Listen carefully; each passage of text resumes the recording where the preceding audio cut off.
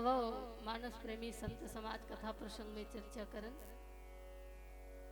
अति कृपालु रघुनायक सदा दीन पर नेह तासन आई किन्ह छलु मूरख अवगुण गे। ये पावन प्रसंग आरण्य कांड के हृदय हो और ये घटना वो समय के है जब भगवान श्री रामचंद्र जी महाराज जो है चित्रकूट में फटिक शिला में बैठ कर के माता सीता जी के श्रृंगार करते और इसीलिए तुलसीदास जी महाराज लिखे एक बार चुन कुसुम सुहाए निज कर भूषण राम बनाए।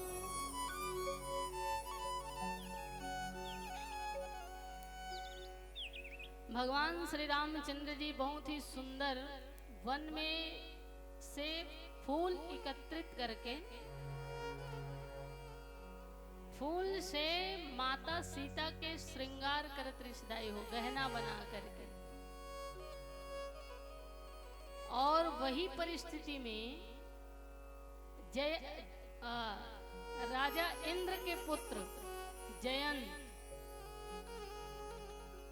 जयंत जो है कौवा के रूप धारण करके माता सीता के चरण में चंच से प्रहार कर देते।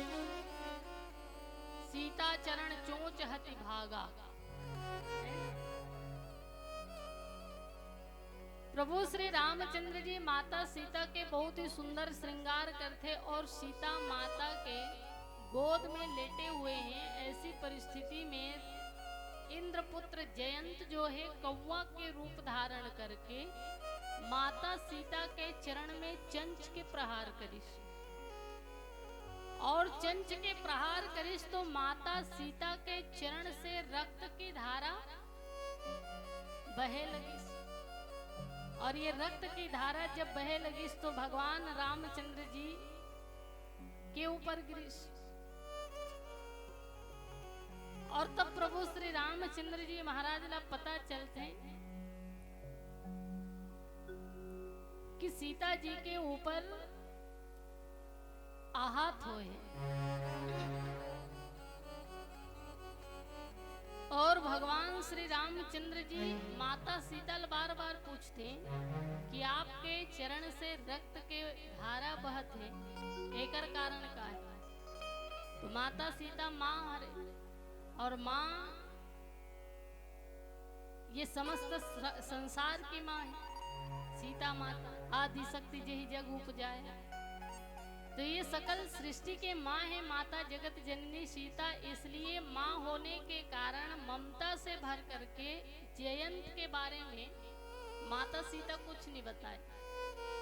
लेकिन प्रभु श्री रामचंद्र जी महाराज जो सर्वज्ञ हैं सबके जानने वाला है भगवान श्री रामचंद्र जी जान जाते हैं। इंद्रपुत्र जयंत जो है कपट रूप धारण करके कौवा बने हुए हैं और कपटी कौवा के रूप धारण करके ये सीता जी के चरण में चंच के प्रहार करे हैं।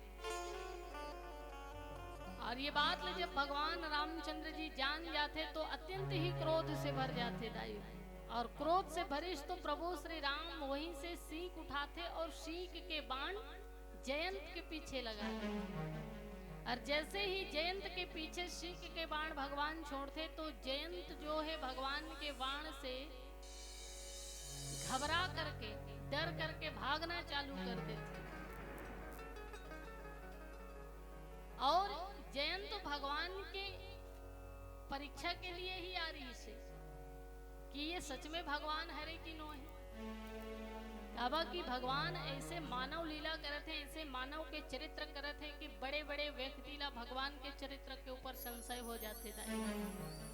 जहाँ माता सती जी जैसे ला भगवान के चरित्र में संशय हो गए भगवान ब्रह्मा जी शिव जी महाराज ला जेकर चरित्र में संशय हो गए तो ये जयंत के जीवन में भगवान के चरित्र के प्रति संशय उत्पन्न होना तो स्वाभाविक सी बात है। इसलिए जयंत के मन में भी संशय के भावना उत्पन्न होते कि ये सच में भगवान है कि नहीं, और अगर भगवान है तो एक स्त्री के इससे श्रृंगार करत है। तो भगवान के चरित्र ले देख के जयंत के मन में संशय के भावना जागृत होती और वो परीक्षा के लिए आ जाते, कौआ रूप धारण परीक्षा लिए खातिर ये सच में भगवान है।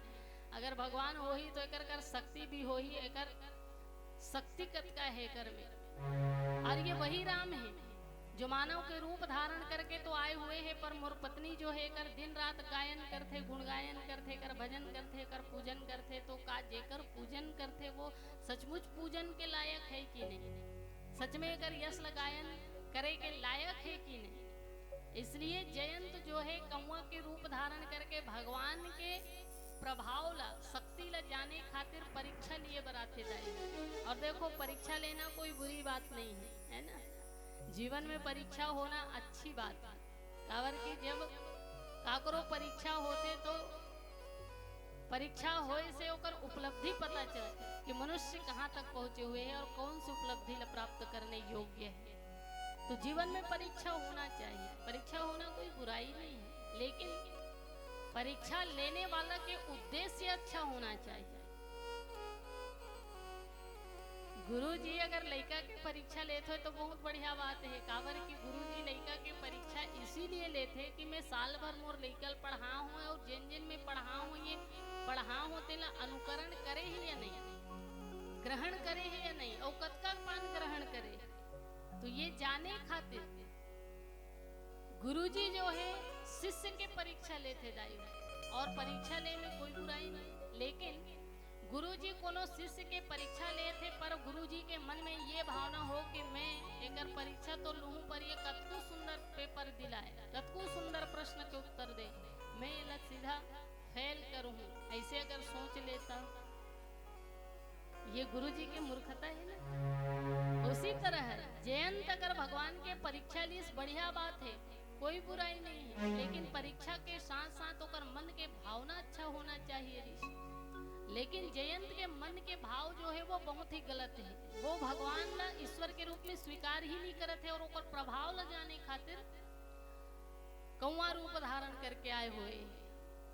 और वही जयंत जब माता सीता के चरण में चंच के प्रहार करते और चंच के प्रहार करके भगते, तो भगवान माता सीता के चरण से रक्त की धारा बहते हुए देखते तो बड़ा क्रोधित हो जाते और शीख के बाण जयंत के पीछे छोड़ देते। जयंत के पीछे जब सीख के बाण लगते तो जयंत इतना दौड़ते, तीनों लोक में भ्रमण करते, लेकिन वो बाण जो है जयंत के पीछे नहीं छोड़े जाए। मात्र 2 अंगुल दूरी में ही वो बाण है, ओकर पीछे पीछे पीछे पीछे चले जाते जयंत। और जयंत के पीछे बाण जात जरूर है, पर बाण जयंत लगत नहीं है।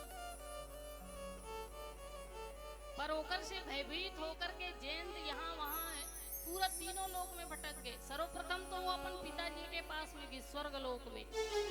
स्वर्ग लोक में जाकर के इंद्रदेव से कहे कि पिताजी त्राही माम रक्षा करो रक्षा करो। इंद्र जी महाराज पूछिस कि का होगे, काबर ये भयभीत होके तय दौड़ते हुए डरते हुए चले आवत है।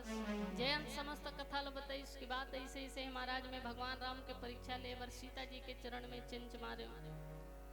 इंद्र जी महाराज बड़ा ही क्रोधित होते कि अरे दुष्ट, पुत्र के धर्म होते कि वो पिता के यश या कीर्ति ला संसार में फैलाए, लेकिन ते कैसने पुत्र है जो भगवान के परीक्षा लेकर के माता सीता के ऊपर चंच के प्रहार करके कलंकित होकर के आए हुए हैं। और मोर चरित्र में भी कलंक के धब्बा लगा था, फिगर से अच्छा तो मोर पुत्र ही नहीं होना ऋषि के। काबर की दाई हो, हर पिता के मन में ये ख्वाहिश होते कि मैं जो नहीं कर पाए वो समस्त काम ला मोर बेटा करे और मोर नाम ला जगत में रोशन करे, मोर यश और कीर्ति ला आगे बढ़ाए, ये हर पिता चाहता है ना।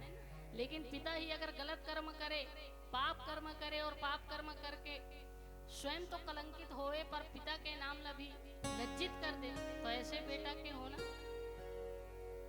जीवन में धब्बा के समान ही। इसीलिए भगवान इंद्र देवता जो है जयंत से कहे कि तय भगवान राम से विद्रोह करे है, कोनऊ से विद्रोह करते तो हो सकते मैं तोला अपन शरण में रख भी लेते हूँ, अपन इंद्र आसन दे भी देते हूँ और स्वर्गलोक में कहीं भी तोला रख लेते हूँ, लेकिन ते भगवान राम से विद्रोह करे है। सो राम चंद्र जी से जो विद्रोह करते ऐसे दुष्ट व्यक्ति के लिए मोर पास कोई स्थान नहीं।